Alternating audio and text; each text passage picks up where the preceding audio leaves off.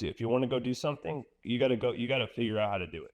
You can't just put it off, so I guess, so exercise, figuring out that life is short, and then, going transitioning from the fire department to the club was a whole nother deal. And it's like, most people can't even fathom that. They're like, wait, you left the fire department to go become a Hell's Angel? I'm like, well, yeah, there's some things along the way in between all that, but I really just, when I set my mind to do something, I want to go do it. So, and I'll figure it out.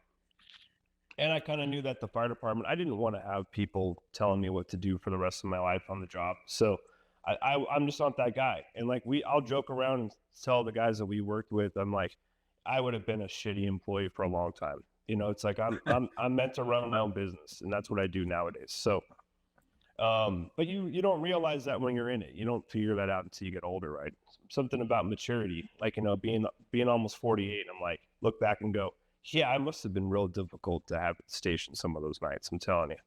But so transitioning from the fire department to become a Hell's Angel, that was a whole other thing, because I had two small kids.